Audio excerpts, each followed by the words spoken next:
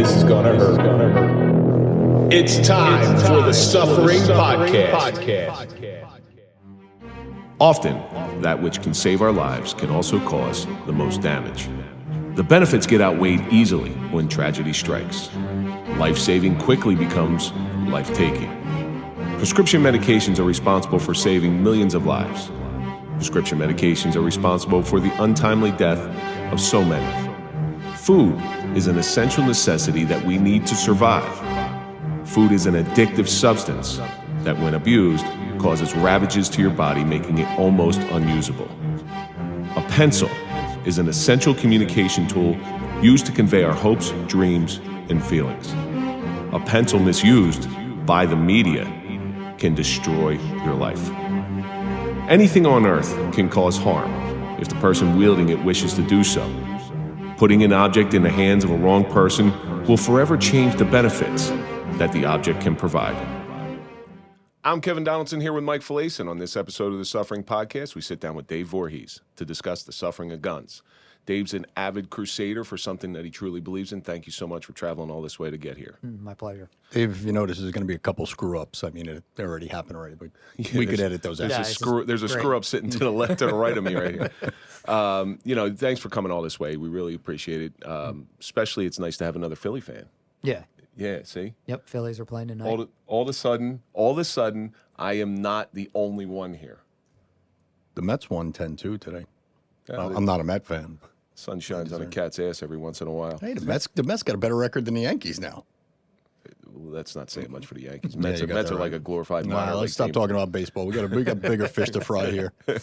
We got bigger guns to discuss. Yeah, right. Every week, Dave, we take a question from our audience on something that they would like to hear. This week's message comes from Jennifer, and it says, how do you stay open to new ideas? I thought this was apt for the discussion that we're going to have today because it's a tough discussion to have. And as you know, we don't discuss politics on this. We have pretty open minds when it comes to that stuff. And this is going to be a dance today to stay away from the political arena. But how do you maintain an open mind when there's a belief that you're strong and steadfast to? So it's definitely a good question. I would say for me, you got to look at it from just because someone disagrees with you doesn't make them right and you wrong, or vice versa. I don't like what you're saying, so I'm right because I disagree with you. So a lot of times what I think of is, all right, how do we come together on this? What is the best option? If that makes sense. Mike, what do you think? It's really finding a common ground. We see it in law enforcement all the time. You go into a place and you have your way you think you're going to attack the situation. Someone else comes in and says, well, why don't we do it this way? The four eyes are always better than two. So it's funny you said that because when I was on, I had a second job and it was computer police management software, digital police management. Now it's in every police department. But when I started, it was just working its wave in. There were some police departments that were still pen and paper. And I would go, my value there was another cop talking to another cop on how this is going to make your life better, easier, and more effective. And I had some grizzled old timers. The dinosaurs. Yeah, the grizzled old timers are like, kid, you're not going to show me how to do it. And it was real simple to me. Here's how I approached it.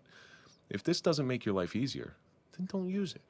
Yep. At this time, there was no hard and fast rule that you had to use. You had to use report writing in there. So I said, don't use it. But I guarantee you're going to see over time that these guys who are using this are going to get done faster, and it's going to look more professional, and that's showing them the value. But that comes through education. It's like when e-tickets came out. Oh yeah. I wrote them all out. Yep. Screw this e-ticket thing. Yeah. I'm gonna write If them it all didn't out. make your life easier, what's the point of using it? It probably would make my life easier, but it made me more aggravated too. Screw it, I'll just do it. As closed as your mind is, I want to know on certain things you're pretty open-minded. How do you maintain an open mind? Like I said, you have to look at all perspectives. Before you say it, I'm not the smartest guy out there, so someone else is going to have. I'm glad you finally identified that. So someone's going to have an opinion that's better than mine. I mean, as cops, we're always strong-willed people, and we always think we're right, and we always think we can handle things. But someone else may have a better idea. You just got to go in open-minded and weigh out all this. And like you said, try to make things easier. Make them easier for yourself. I try never to be married to my opinions because opinions can be very, very dangerous. I try to take all the educational materials that I have and be the curator of my own information rather than having somebody tell me what they're supposed to do. When you see somebody that is so avidly, on a whole, this is not every time, that is so avidly for or against something, one of their opinions, they're usually missing some piece of information. They really are. And what that does is it opens up for you to come across that one person who is truly educated in the subject, and they're going to burn you, and they're going to make you look like an ass. Yep. So we try not to stay married. I try not to stay married to my opinions on a lot of different things. We've had people on this show here that I don't agree with their lifestyle, and I don't have to affirm their lifestyle. But you know, ultimately, I do have to accept. I tried to stay married to things too, but that didn't work. But anyway, throw that one in there. some people are so closed-minded and set in their ways. They don't want to hear your opinion. They want to hear. They want to hear what fits their agenda. Correct, and they want you to reverberate their opinion, and if you don't, that's when arguments happen. And that's why to certain things in this world there are no right answers. There, you know, if you argue religion, there's no right answer because nobody's come back from that place.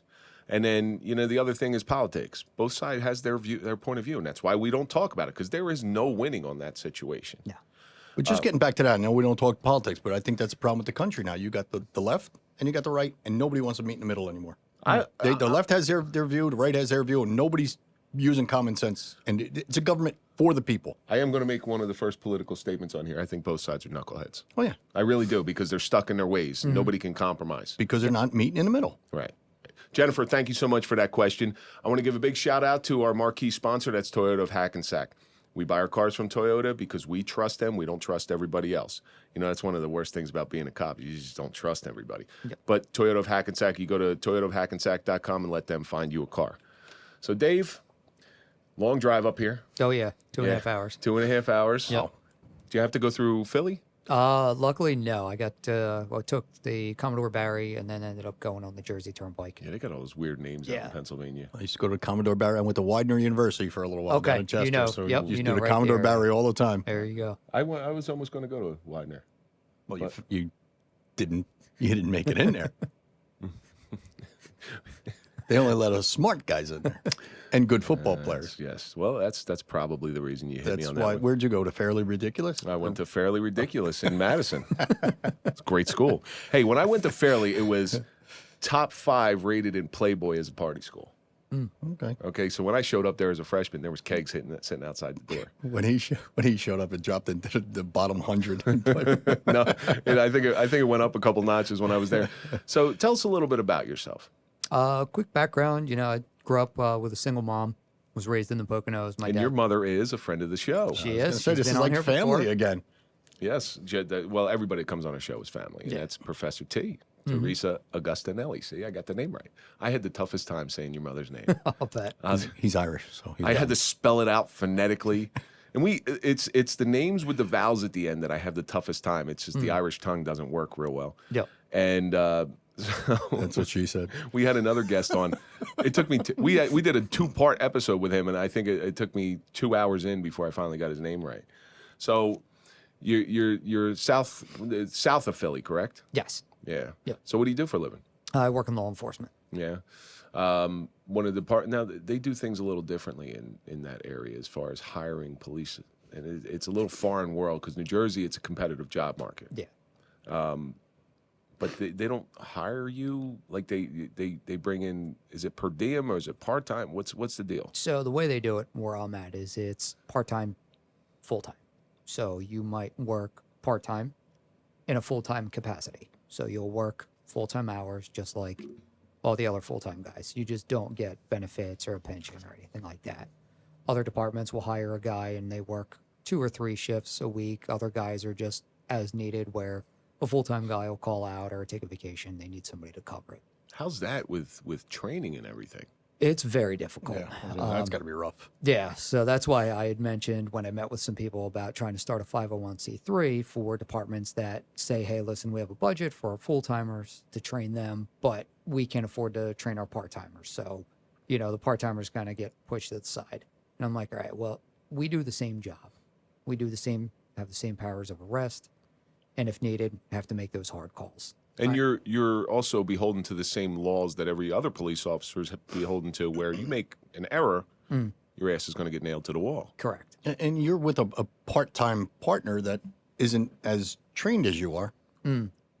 So he may not be as capable as a full-time employee.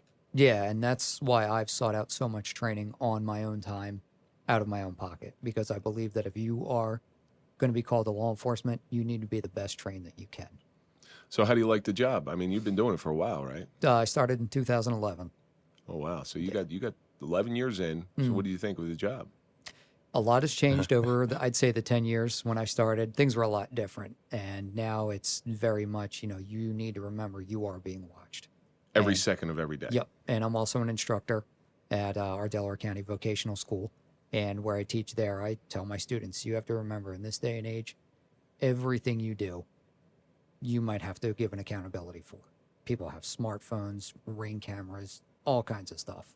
Just remember that how you conduct yourself, how do you want that seen on the news? Well, do you have dash cams and body cams down there? We don't. So it's kind of hard. Some departments are getting them. Some are getting just dash cams. Some are getting body cams. Some are getting both. Body cam, I just heard something today, as a matter of fact, about the body cams. If you, and again, this goes back to a subjective police administration, if your body cam shuts off and they can, even if they have an inkling that you did it, you could be charged with a third-degree crime in New Jersey. I heard that. Wow. Third-degree crime. So you're going to lose your job. You're going to go to jail for 5 years. That's a lot of responsibility. So it almost, unfortunately, the body cams, some people screwed it up for everybody, so we all got to pay the price. Yep. But what it does is it makes people hesitant to do their job. Agreed. And it takes discretion out. Yeah. So I'm not a big fan of the body cams. I understand their need. Understand people's fears where there's that third eye watching that objective third eye. Transparency. Yeah. But I had never come in with body mics, but I came in. We didn't have MVRs in all the cars. We had them in a couple. When they came in all the cars, everybody was real hesitant. Everybody was real scared. But those MVRs, the dash cam microphones, they saved my butt. They never jammed me up. They saved my butt a lot. Yep. Because then it's not a he said, she said thing. Yeah, absolutely. Yeah. So what else you got going on? Currently still working with some of our political leaders, trying to get something together for where we can bridge both sides, both Democrats, Republicans. I think it's time that we start addressing the mental health issue. As far as it relates to guns, correct? As far as it relates to guns, yeah. I mean, we want to blame all these other things, and we don't want to realize that it's a human issue. It's not a gun problem. It's not a bullet problem. It's a human problem. We have to start recognizing that there's a mental health crisis. Let's say guns don't kill, humans do. Correct.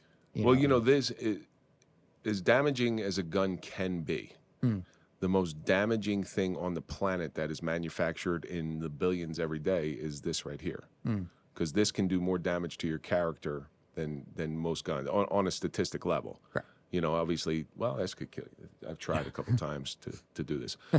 But anything put in the wrong hands can be seen as destructive. Anything.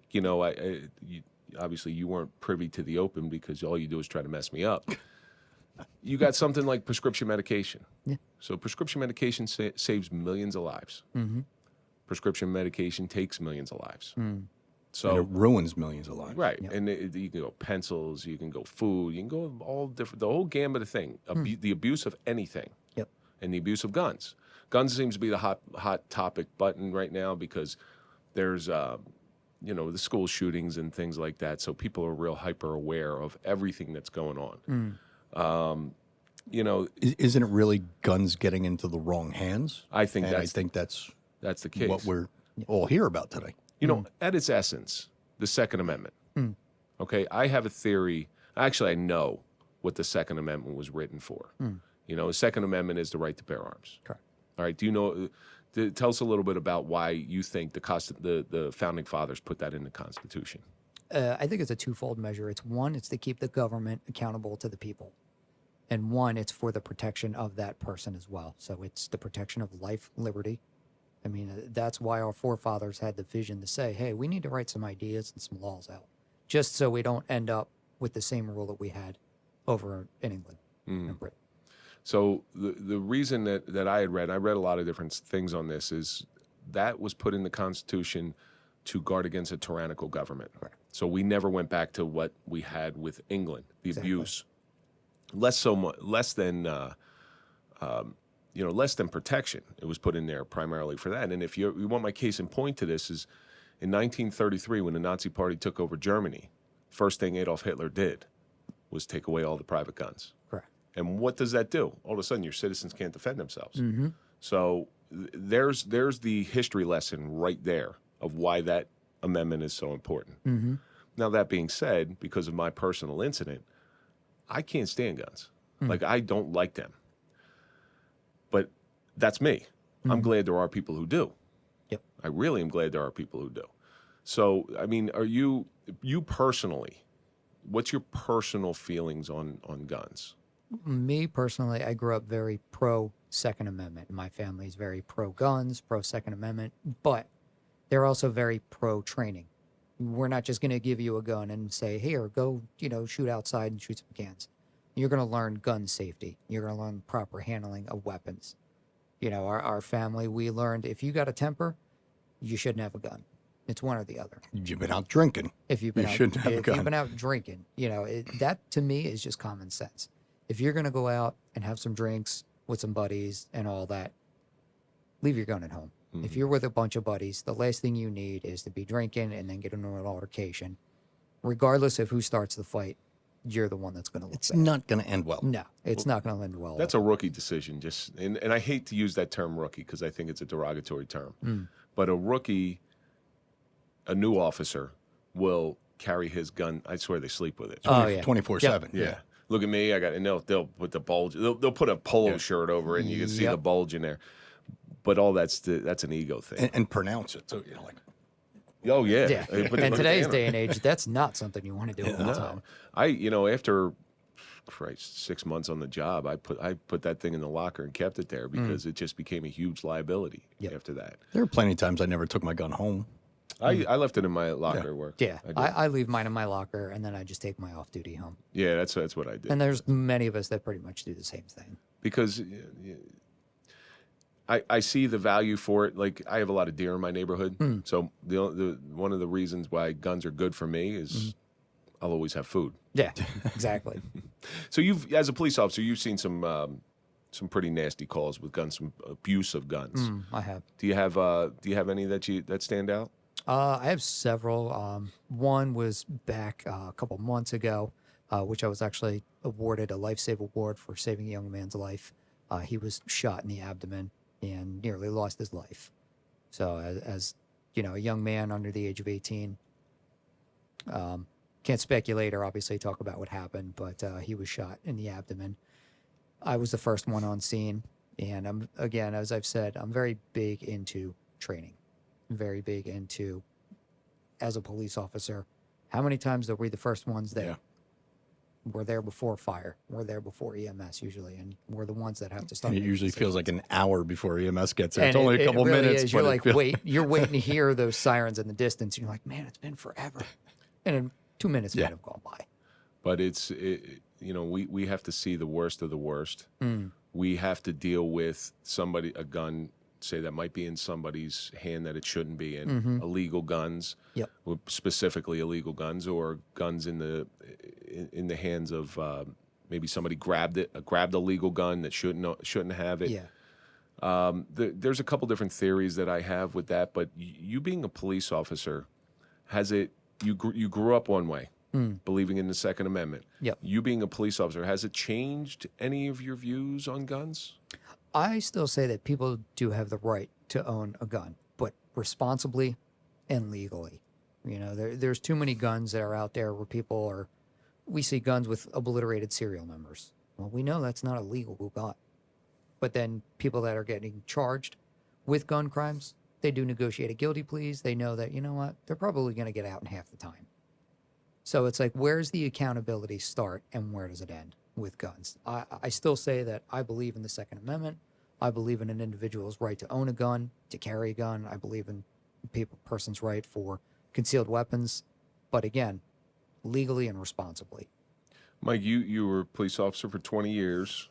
You came into the job one way, and then you left another way. Did your view on guns change over that time? You get jaded by a lot of different things. You know, I mean, like I said, I was never a gun owner growing up. I was never anti-gun. You know, first gun I ever got was when I first got my job. It's pretty much the first time I held a gun. So I really had no, like, preconceived notions on it or anything like that. Then you realize the damage a gun could do, you know, and especially if it gets in the wrong hands. Yep. You know, like you said, the ones with the shaved serial numbers and all that. And, you know, and I mean, it's... You guys would laugh at the way I got my gun. So I was in the police academy during 9/11. Yep.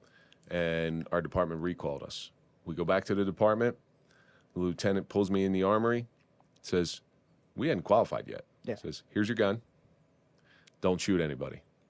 It's exactly what he said to me. And I went out and stood post. Did he give you bullets? Yeah, I had bullets in it, everything. It was a real gun. It wasn't one of the red ones. But yeah, that it's insane. But that was 9/11. We thought we were at war. Yeah. So it was a little bit different atmosphere. Absolutely. But God forbid you did shoot someone. back then. Holy cow. But there's so many different types of guns out there. There is. All right, the guns that the police carry, you know, it's usually now actually they're going down to 9mm. Where when I left, we were at 45s. Yeah. It was always going up. Yep. Started at, you know, it was a revolver, 9mm, 40 caliber, 45. Now it seems to be going down. What's I don't know. I don't understand the reasoning behind that. Yep. I mean, from one of the combat courses that I took, a lot of it emphasized on asking the why. Why are you learning to train the way you are? Why do you shoot the amount of rounds that you shoot? And a lot of times it seems to be, one, cost effectiveness. What's a box of 9mm versus a box of 45?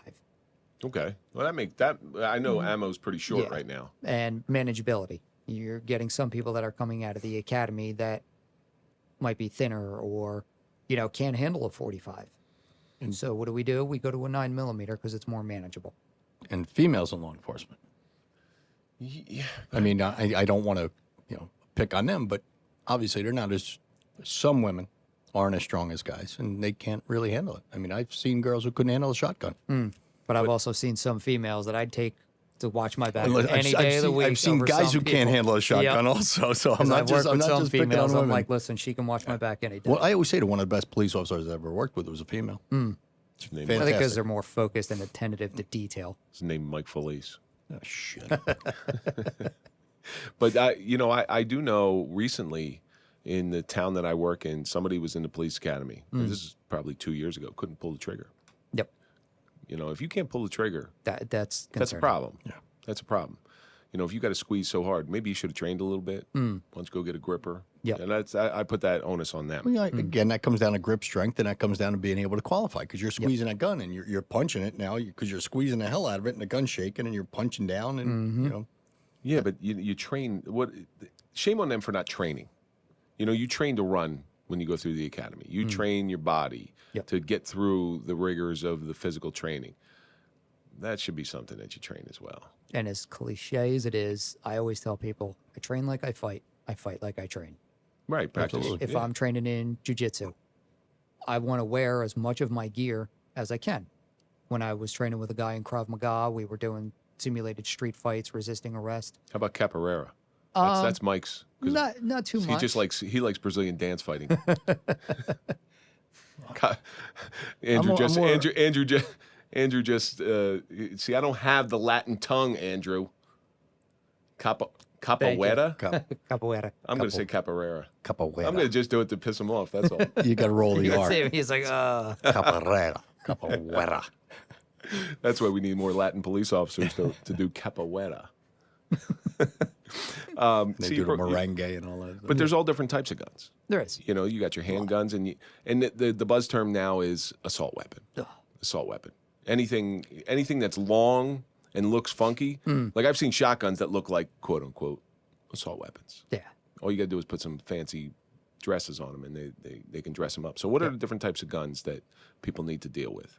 I mean, the term assault weapon to me just makes my skin crawl every time I hear it because nobody's going to walk into a gun store and say, hey, can I buy an assault weapon? They're going to look at you like you got three heads. They're, oh, There's no such thing. It's we know that it's that made up media term of assault weapons. Because it's catchy. Correct. It's catchy to the people who are anti-Second Amendment. Yep. And they hear assault and they think automatically, the bad black gun, the black rifle. No. But yet, a semi-automatic handgun can do just as much damage as an AR-15, an M4. I think I could do. Shotgun. I think I could do more damage with a handgun than most people can do because you've shot automatic weapons, which I think people would be safer to say an automatic weapon rather than an assault weapon because that's pretty much what they're talking. Multiple fires, multiple bullets, by just pulling the trigger once. If you've ever shot one, those bullets will just keep going up and up and up and up and that's why you look at any range, any indoor range, just look up in the ceiling right above the line. You can see it. You'll see people. You'll see lines up there. You got to get that rib roll forward and bring your body into the gun. And So if you watch any military, like Navy SEAL movie, you'll see them do the it's like a hunch almost. You got to get that rifle in your shoulder pocket right there. You know what's really funny though when people shoot a shotgun and they don't have it tight to their shoulder. Oh man, that hurts. That is funny. Yeah, you can see them pop backwards. You're like, that hurts. just look at the videos on the internet. Yeah. People shooting a No, shotgun flies up. The 50 cal gun, like a 50 cal Desert Eagle, which has got a huge bullet and it's got I've shot Huge them. kick. It shoots it kicks like a mule, and people hold it here in the tripod stance. Yep. And then pop, hit in them the right in the face. head, which I always find is pretty funny. But now that's someone who shouldn't own a gun. Correct. Or at least learn. At least before learn, they yeah. own it. Yeah, like get some training. You're not going to buy a brand new Ferrari without knowing at least how to drive the car. Now, do you think, and I'm sure we'll get into this, you should be qualified and adept at that with that gun before you buy it? My personal opinion is if you're going to buy a gun, the onus is on you to understand that weapon, to get the training on that weapon. Too many times you see people, I got a gun. I think you need to, if you're going to get that gun, you need to get some training on it. You need to understand how it operates. And not even that, it's the safety as well of, if you don't know how your gun works, what are you going to do if there's a problem with it? You're going to shoot yourself. You're going to hurt yourself, yeah. somebody else. Those people that say, "Oh, I got a gun. I got a gun." I don't think I'd be as afraid of them as most people because it's the dog who barks the loudest that rarely bites. Those are the people that I'll show them I can do way more damage to you with a baseball bat than you're going to do with your gun. Now they may get off some shots, and that's where the danger comes in. Yeah. But a true educated gun owner, a legal gun owner, a safety conscious gun owner, is never going to tell you they got a gun. No. They're just going to pull it out and it's going to go bang. Yep.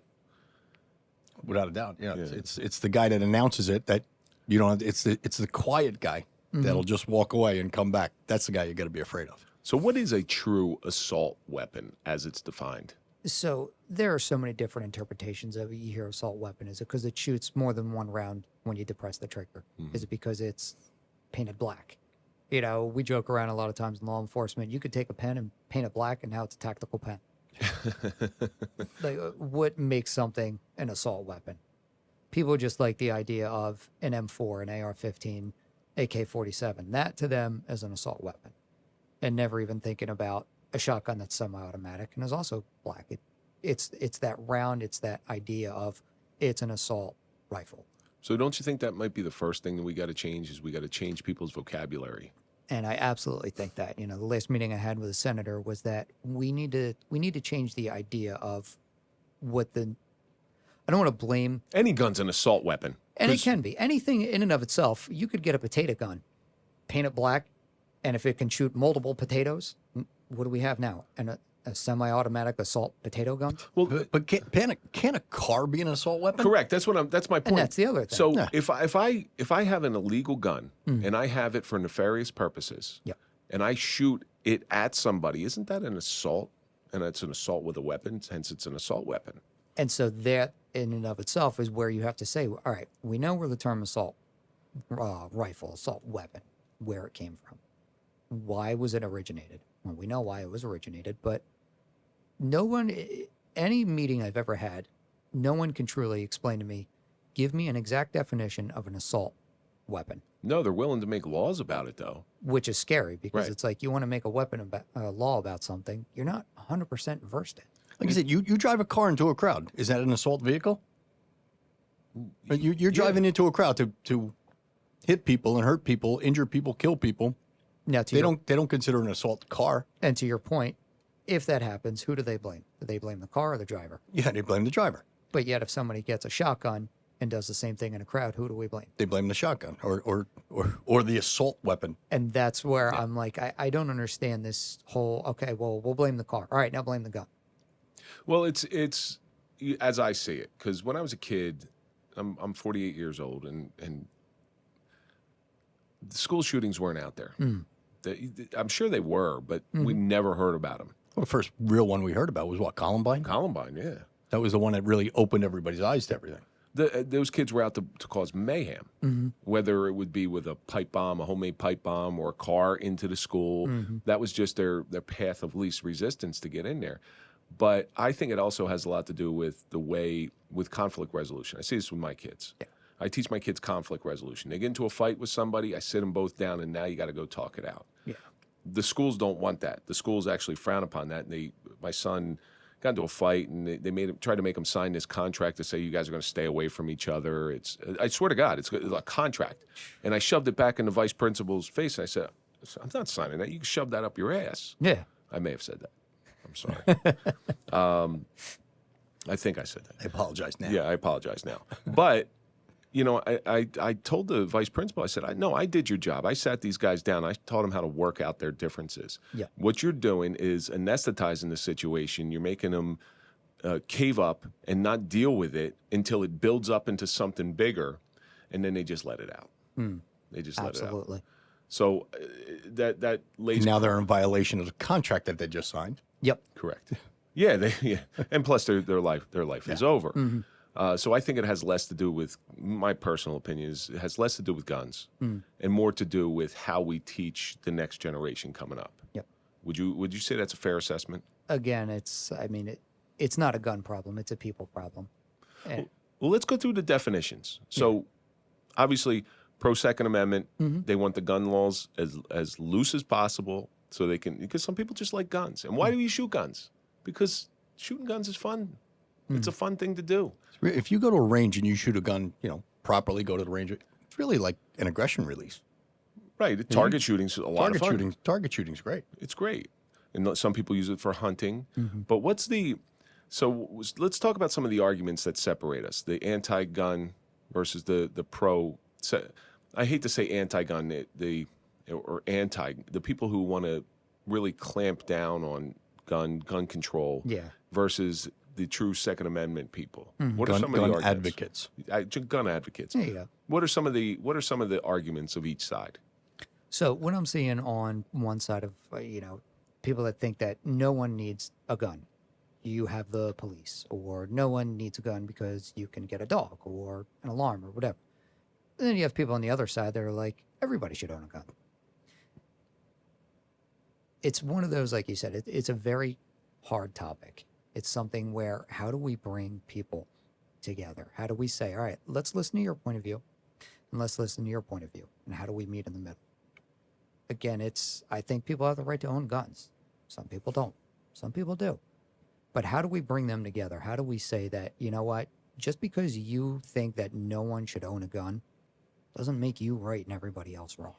It's really all about educating people. Educating people on both sides. And that's what I said earlier. It was just the education. And This is what we talked about earlier, that people are so set in their ways. You're not going to, you're not going to tell a gun advocate, you're really not going to get him to side with someone who's anti-gun. Because they're both strong-willed and they're both set in their ways. yeah. Well, then, because I've had these discussions, and the funny thing about my discussions with people, I told you, I really don't like guns. I know a lot about them. I've been shooting a gun since I was 5 years old. Yeah. After my incident, I'm done. But so when people come at me like we should just take away guns, there's no reason why people need an assault weapon. Here was my argument. I just said, one of my friends who is very anti-gun, I said, so what kind of car you drive? And they were like, well, I drive I think it was a BMW. I said, okay. I said, you know, you don't need a gun, or you don't need a car. Well, yeah, I do need a car. I said, no, you can take a bike. There's public transportation. You save on the environment. It's all good, right? You don't need a car. He said, well, I want a car.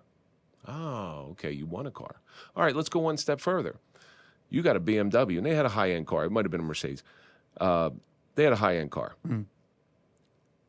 Well, you definitely don't need a high-end car. Ford Fiesta will do just the same job as your car. Why I wear a car? That's what I want. Oh, really? I want a car that goes fast. Oh, really? Okay. All right, so you can have what you want, even though you don't need it. So if somebody wants a automatic weapon, sure, they don't need it, but they might want it. Yep. They might want it. Well, and then so I already know the argument coming back at me. Yeah. Well, my car doesn't kill people. Really? Has the potential to. Because car accidents kill just as more people than guns. Yep. So the argument doesn't hold water. And that's why I said earlier, going back to the social media question, you really have to educate yourself if you're going to stand on one side or the other side. Yep. So that way you don't look like an idiot. And I wasn't doing it to make this person look like an idiot. Yep. I really, really wasn't. But I was doing them to show that go educate yourself before you take this stance a little bit more.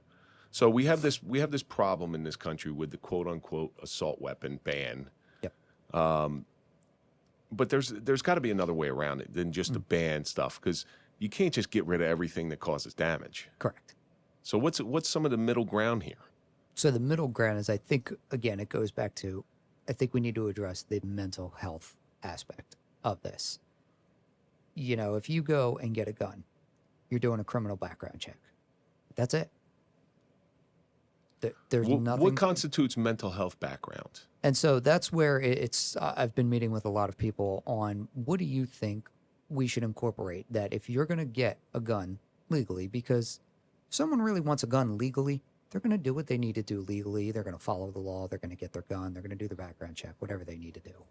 But how do we start addressing the mental health aspect? One idea proposed was, well, what if we can incorporate some type of a psychological screening into the 4473? Well, then some people were like, yeah. What's a 4473? So that's going to be your background check. That's Okay. going to be when you fill out your government paperwork. If you're going to buy a long gun, you fill out the 4473. If you're going to buy a handgun, you have to fill out another set of paperwork. That's going to do not only the federal check, it's going to do your state police check as well. Okay. So that being said, it's okay. What if they start incorporating a psychological screening into that to see? Well, now you have some people saying, well, that's going to violate my rights. That's going to violate, the government doesn't need to know if I'm mentally fit to have a gun. They should know if you're going to have a gun. And that's a little scary because, if you got a guy who's all upset about, something and now he's got a bunch of guns. I mean, what do they teach in the academy for a crime to be committed? You need motive and opportunity. Mm-hmm. So now you got a guy who's motivated because he's upset about something, and he's got the opportunity because he might have a weapon. That's it. But the thing that always scares me is who's the gatekeeper. And that's where That's it. Yeah, exactly. Where a does lot it of the lie? meetings, it's who's going to be in charge of it all and who's going to be reporting back to who. Because there's got to be accountability on all sides. The checks and balances are going to be put in place, and there's going to be people from both sides of the argument put in there. That's the way it should work. But unfortunately, whoever's in power, whatever side's in power, is going to stack the deck in their favor. And then you're getting into that political realm. And anytime you politicize a safety issue, Yep. man, that just starts to get real dangerous. It's very difficult, especially now with, anybody on any political side isn't going to want to do much until they see what happens in November. Right. So a lot of people are stagnant. They're like, oh, we want to do this, we want to do that. But we want to wait until November because if our constituents don't win, well, then we're kind of dead in the water, so to speak. They're waiting to get reelected. Exactly. It is, And it's hard. that's the sad truth, is they're waiting to get reelected. Correct. So from between now and November, what if there's, God forbid, a couple mass shootings? Yep. You know, It's like, but because you guys are dragging your feet and you don't want to get this done right now because you want to wait till the midterms. yep. So they're pretty much letting this thing run out of control. And I say it's like trying to put a house fire out with a spray bottle. It looks like you're doing something. Yeah, you're doing something, but is it really addressing the problem? Well, is this? I've seen this many times, where it's optics. The people in power really don't care as much as you think they care. You've come across a lot of different people in power. Do you think that's the case? It's more about how am I going to look? Do they really care about school shootings? I think on some level they do, but I hope they do, or else they're not human. But do they care about re-election? And that, I can't speak obviously for politicians out there, but in my experience and what I've seen, a lot of times it's what's going to benefit me to get me re-elected. Because again, that's their job. And if God forbid something happens, are they thinking about blame? You know, if they sign off on a gun deal, you know, then they're going to get blamed. Well, this politician signed off on it. This one didn't. So it's more this politician's fault than that politician's fault. Ultimately comes down to re-election again. Yep. Because you know they're going to bring that up in a mudsling in the next election. Exactly. And then with the psychological, getting back to the psychological portion of it, is what test are they going to give? And what standardized test is going to be the Wonderlic test, the COPS test, the MMPI, something like that.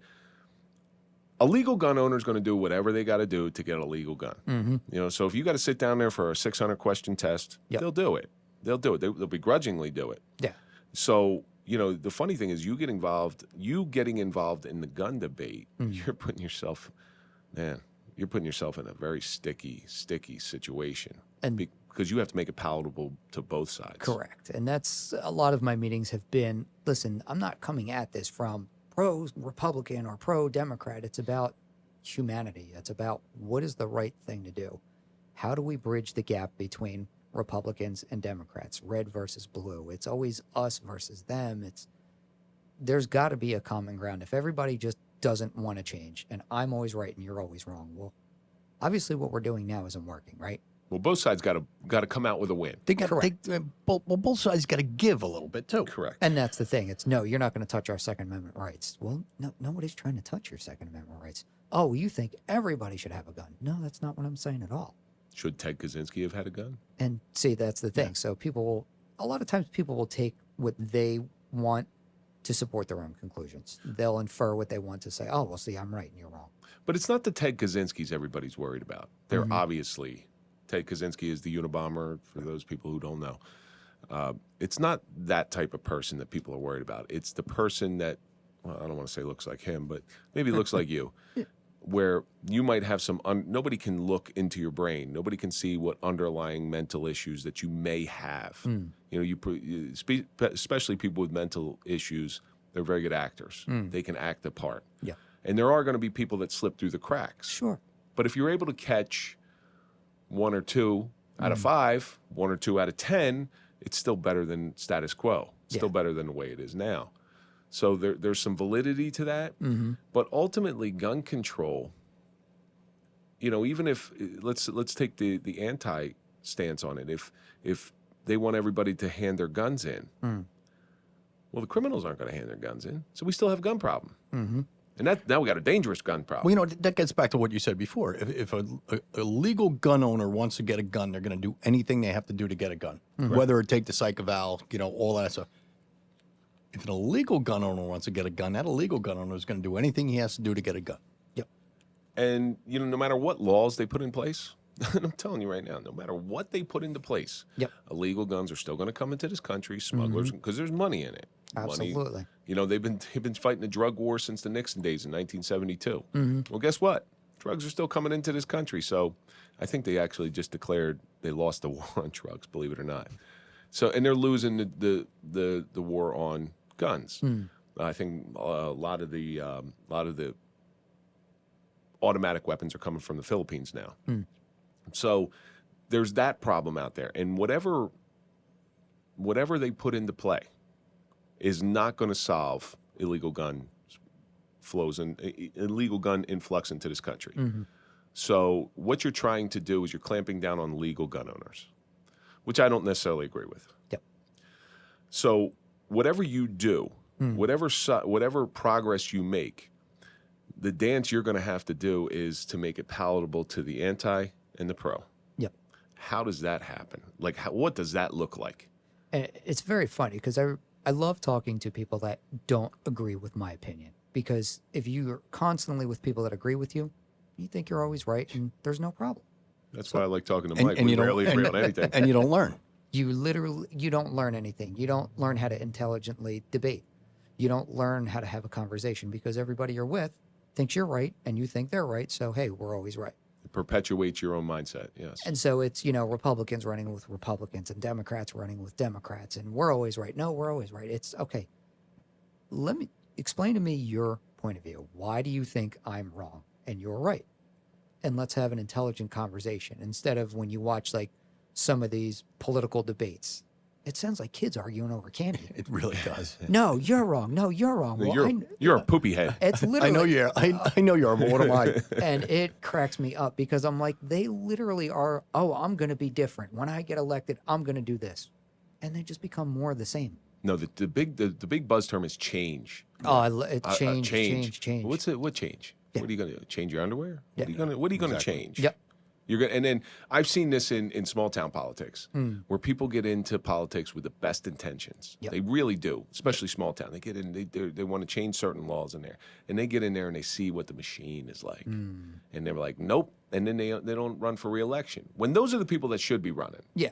They really should. Yeah. But they just they lose their taste for it. Or they go in with good intentions and get eaten up by the machine. Correct. And they don't want to do it anymore and because that it's not what they is- did. So that's why they get out. But like you said, that's the people who should stay in because they're the ones that are going to make a difference. Because they use those slander tactics. They drag up that, oh, you got a parking ticket 20 years ago, so you're not fit for it. Well, that's what scares me about that vetting process. It really does scare me because where's it stop? Yep. Where do they draw the line? Did you have a domestic with your wife because you were arguing with her and the cops were called? Well, listen, at one point, I thought the police were going to set up a substation in my house. I argue with my wife so much. Tell me one person who hasn't gotten an argument with their spouse. Exactly. don't- It's human nature.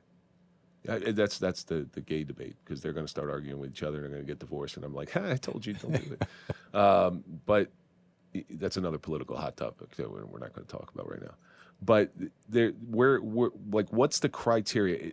It needs to be the same for everybody, where you take the subjective nature out of it. And we were discussing body cams. Yeah. Well, the people reviewing the body cams, or if that body cam shuts off, and if they don't like you, they're going to nail your ass to the wall.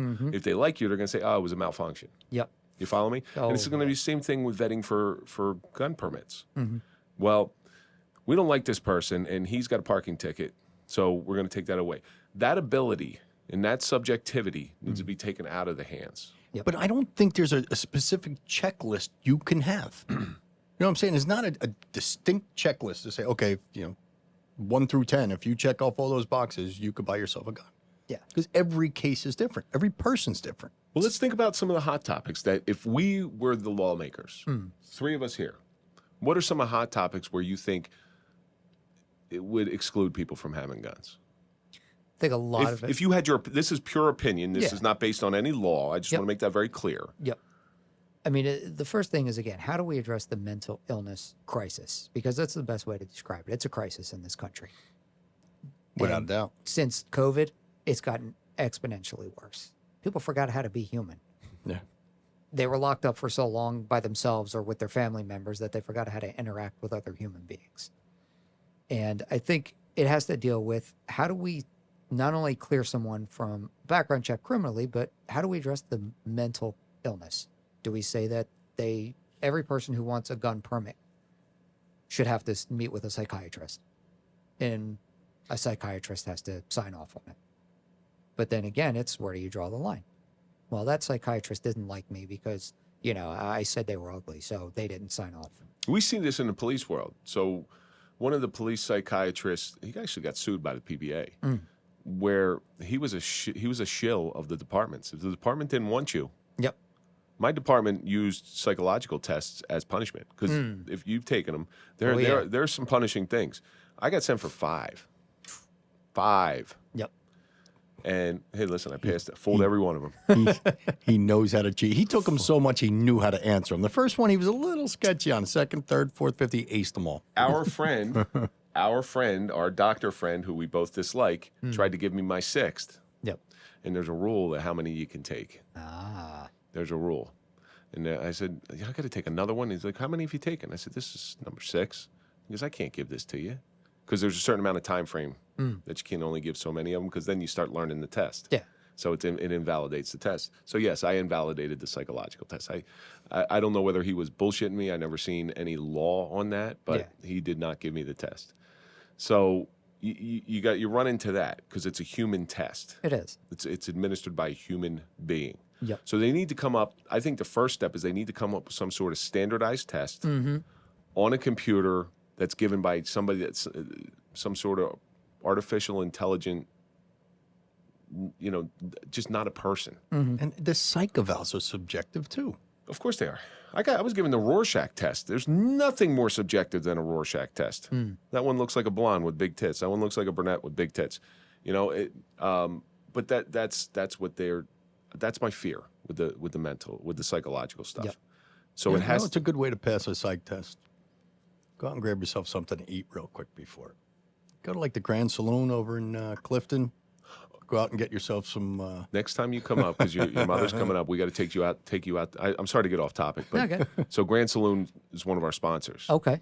So this is a debate that people should be having over a table, over a meal, relaxed. Yep. And that's why we go to the Grand Saloon, 940 Van Houten Avenue. Okay. But these types of things need to be spoken about in a relaxed atmosphere where nobody's going to get offended. Yep. Nobody's going to get their butt hurt. That happens all too often. So in my mind, one of the things that needs to get fixed is the way a psychological test is administered to make people feel at ease. They take the personal element out of it. Yeah. So what do you think are some other things that we can find if we had a law to make? What do you think are some like certain crimes that should exclude you from having a gun? Would be violent crimes. But then what about domestic violence? Should there be a 3-strike limit? Or because, you get a 3-strike limit. That's a good one. That's a good one. But if you think about it, what if your spouse I know that he's going to be on a 3-strike limit. So we're arguing, I'm calling the police. You get those people that abuse the system. We had a call last night where they wanted to say shots were fired about a domestic. There was no shots fired. But how do you get the cops to come quick? So ultimately, this debate's going to stagnate Until it Like it has been. Yeah, and that's the thing. Nobody wants to budge. Nobody wants to say, yeah, you know what? Let's give a little bit. Let's take a little bit. Let's make this work. It's no, you're not going to touch it, or take it all away. What do you think about if you're a legal gun owner having to qualify with that gun? I think police have to do it twice a year. Yep. And Why shouldn't every legal gun owner, at their own expense, go to one of these, with the gun for hire or whatever those places are, and you pay X amount, you have to qualify with that gun. Well, to your point, if you want to drive a car, how do you drive a car? Yeah, you have to get your license. You have to pass that test. You have to take a test. If you're going to carry OC or pepper spray, Yep. you got to get sprayed with pepper spray. Unfortunately, you can't get shot with a gun to carry a gun. No. But one of the ways to do that is just put up a London broil or a piece of roast beef. Shoot a bullet through that. See what it does to it. It'll give you a pretty good idea. Now, in order for us to carry a taser, we had to get tased. So you know what it feels like. Thank God I didn't have to do that one. Oh, man, that tickled. I would have pissed and shit myself. I was an OC instructor, so I got sprayed with it a ton of times. But anyway, getting back to qualifications. Yeah. You get that gun. Yep. You go to qualify on it. There's another caveat. What if you fail your qualification? What happens with that gun? Not even that. What happens if, all right, you buy this gun and you qualified? Do you now have to, if you buy a revolver, do you have to qualify with that? If you buy another caliber of the same gun that you just bought, do you got to qualify with that? Or is it, oh, you qualified with a 9mm, so whether it's Glock or SIG or whatever, you know how a 9mm shoots. Have you worked this out with the people you spoke to in power? So that's where it hits some stagnant water right now. One, nobody wants to do anything till November because they want to see how the elections come out. Okay, well, my constituent's not going to get elected, so forget it. There's no point in doing this. Or, oh, we got elected. Now we're all gung-ho and we're ready to go. And then it'll drag on. It'll and drag on until the next election. Yep. And then they'll say, well, let's wait till see how this presidential election goes. And then That's why nothing gets done, because they could just keep dragging their feet. And then it's let's have a meeting, and then let's meet about that meeting so we can talk about another meeting that we're going to have later on. And it's like, all right, well, when do we actually get something done? We keep trying to fight the good fight. You know, I think that's what you're doing. You're trying to fight the good fight. You see a problem. You don't necessarily have the answer. You can put forth some suggestions. You know, you're not advising anybody. Because there's the difference between suggestion and advice. You know, if you advise somebody, you own it. But if you suggest, they can choose to take your suggestion or not. But you're willing to talk about it. And it sounds like some of the people you're getting in front of are willing to talk about it as well. And that's what I'm trying to get people to do is say, listen, I'm not coming from this as one side or the other. I'm coming from this as how do we bridge the gap? How do we get the ball rolling? I think we just need to keep on until we find the answer, because it only takes one person to come up and say, hey, I got an idea. And that idea may have legs, and that idea may be the true path on how to get there. But it's going to take that one person to speak up. And possibly an influential person. So how do we find you? So I'm on LinkedIn right now. You can find me under my first and last name, pop right up. And then you and I earlier were talking about Instagram and all that stuff like that. Yeah, you got to get that Instagram. Yeah, get on there so that way we can start getting the ball rolling there. Well, you have about 3 weeks to get an Instagram before this show airs. That way we can put it in our show notes. Because I'm sure there's some people, and again, the more you had asked earlier when we were sitting down talking, what's the purpose of social media? Well, people need to reach you because that one person who you're not in front of may actually have a good idea. And you may be able to run with that idea because you seem to have the resources now in order to get in front of the right people, and you have certain people's ears in order to try to get something done. You know, ultimately, at the end of the day, we got to figure something out, right? I mean, this is a problem. Whether it's training our young kids how to resolve their conflicts or qualifications or psychological tests, whatever it may be, there is an answer out there. Absolutely. There is an answer out there, and I don't think that answer is banning guns.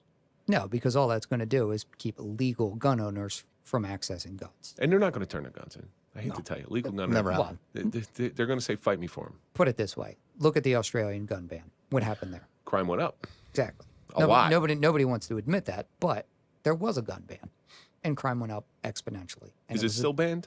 I don't believe so. Someone would have to fact check me to make sure, but when I did a college paper on it at that time, it went up exponentially because they said guns are the problem. Let's get rid of guns. Everybody turn in your guns. They got rid of guns. And what happens when a criminal realizes, hey, you know what? They don't That's have an guns easy target. anymore. Yeah. How do we, what about England? So England, I know there's guns in England. I Yeah, know there's a there lot is. of guns in England. Yeah. But I know the police aren't, even though bobbies. Yeah. they do. They have actually- armed and non-armed police officers. Yeah, so one of my guys that sponsored me for Freemason was Scotland Yard, and he looked at me right in the eye and he goes, "There's plenty of guns, and we got plenty of guns." Yeah. So, I don't think, I just don't know what the answer is. I really don't know what the answer is. I know, but bottom line is, since I don't like guns, it's my choice whether I own a gun. Yeah, and that's 100% your choice. You know, Correct. someone can say, I don't believe in guns. That's fine. Nobody's saying you have to own a gun. You can say, I don't believe in guns and I don't want to own one. That's fine. But you should not infringe on the person that believes in their right to own a gun. I just think that the common, I'm not even going to say the common answer, but first of all, common sense and education. Whoa. The Common sense. oxymoron. Yeah, exactly. A lot. That's a lot to handle But right no, there. I'm just talking not owning a gun. Going through with the Second Amendment or meeting somewhere in the middle. Yeah. Got to take some kind of common sense and education, doesn't it? And I think it really does boil down to we want to blame the guns. We want to blame the guns. It's not the gun's fault. It's not a gun problem. It's a people problem. It's how that gun got into his hands and why it got into his hands. And I tell people, since I've been serving in 2011, I've responded to more fatal car crashes than I have shootings. Obviously, for each department, that's going to be subjective because if you go to some cities where there's a high crime area, maybe they do go to more shootings. Me personally, I've been to more fatal car accidents. I've had more people die in my arms. I've had more people, when I show up, they're already DOA. So is that saying that we have a car problem? Or is that saying that we have drivers that need to learn how to be better drivers? I think you hit the nail on the head with that one. It's approaching your opinions with common sense and education, which is what I think Mike was trying to say. You know, when you have a very strong opinion, step back and think. If it's super strong, step back and think about it for a second before you let it out. Yeah. And how about an open mind? That's the other thing. Thank you, Jennifer, for that social media question. So many people are like, no, I'm right. If Yeah, you exactly. disagree with me, you're wrong. So I want to thank you so much for coming in today. No, it's my I really pleasure. appreciate it. I think it's a Especially debate coming all this way. That's it's a debate that's ongoing. It's constantly evolving. Yep. But anything to make both sides come together. You know, this might be the one time in recent history that both sides are going to be able to come together and agree on something. Yep. But I thank you from the bottom of my heart for coming in. Just getting back to the social media thing. I'm not a big social media guy. Same. But if you do have social media, someone may give you suggestions on your social. Someone that you may have never met before. You know, you would have never had the opportunity to meet. Yep. And those are the people I welcome. They'll give you, you know, they may open your eyes to something. Yeah, They may agree absolutely. with something, and they may disagree with something, but maybe you can meet some common ground in that. So that's the only thing that I would be able to see you using social media for, because I don't use it at all. Yeah. You No, I use mean- it more than you think. Yeah. You look up Freak of Brit. That's what you See, use. that's someone I would have never met before. Exactly. Connects you with certain people. Yeah. You've been at this for quite some time, this debate. Yep. And you've seen the suffering of trying to change opinion, change values to ultimately facilitate a safer environment in the world. Yep. What do you think it's taught you? We have to work together. We have to work together. That's a- perfect. As police officers, how many times do you show up on a call where it's a domestic and what's our job? Diffuse the situation. Sometimes people just want to be heard. Other times people feel like they're not being heard. And it's just, how do we come together for a greater common good? Not about your personal beliefs or your, you know, I think I'm right, or no, Personal agendas. it's agendas. It's put all that aside. And even this may be dumb, but you know, as a parent, what's best for my kid in the future? Right. What is best We're leaving for this our- world to them. Yeah. What is in our best interest in the future? Once again, I thank you for coming in. This was interesting. It was. This was interesting. We could have kept going. We could have probably gone for quite a while. Probably.